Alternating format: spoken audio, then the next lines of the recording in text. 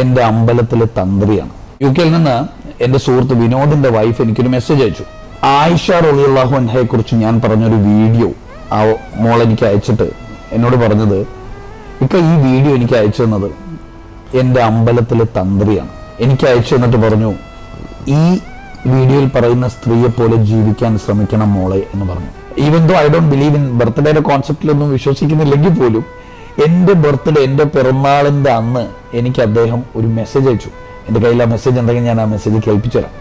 ശ്ലോകങ്ങളാണ്, അതിനകത്ത് വിശുദ്ധ ഖുർആനുണ്ട്, അതിനകത്ത് ഭഗവത്ഗീതയുണ്ട്, അതിനകത്ത് ബൈബിൾ ഉണ്ട്, ഒക്കെ കമ്പൈൽ ചെയ്തിട്ട് എനിക്കൊരു ശ്ലോകം അയച്ചു തന്നിട്ട് പറഞ്ഞു, റിയാസെ അങ്ങ് പറയുന്ന പല കാര്യങ്ങളും ഞാൻ എൻ്റെ അമ്പലത്തിൽ വരുന്ന വിദ്യാർത്ഥികളോട് അങ്ങയുടെ പേര് പറഞ്ഞ് ഞാൻ ഈ ആശയങ്ങളൊക്കെ പറയാറുണ്ട്. കാരണം അങ്ങ് പറയുന്ന ആശയത്തിനകത്തെല്ലാം മാനുഷികതയാണ്, നന്മയാണ്, കാരുണ്യമാണ്, സ്നേഹമാണ്, ഞാൻ വിശ്വസിക്കുന്ന ദൈവവും ഇതൊക്കെയാണ്. അപ്പോൾ യഥാർത്ഥത്തിലുള്ള ദൈവത്തിന്റെ ആശയത്തിൽ, യഥാർത്ഥത്തിൽ ആത്മീയതയുടെ ആശയത്തിൽ ഒരു ബ്രാക്കറ്റും ഇല്ല, ഒരു മതത്തിന്റെ ബാരിയറും ഇല്ല. അതൊക്കെ മാറി മനുഷ്യന്റെ ഒരു ഉള്ളിലെ യഥാർത്ഥ സ്നേഹമൊക്കെ എക്സ്പ്രസ് ചെയ്യുന്നത് എനിക്ക് തോന്നുന്നു ആത്മീയമായിട്ടൊക്കെ ചിന്തിക്കുമ്പോൾ മാത്രമാണ്. ശരത്തും വർഷവും ഹേമന്തവുമായ എല്ലാ ഋതുക്കളും റിയാസ് അങ്ങേക്കും കുടുംബത്തിനും അനുകൂലമാവട്ടെ.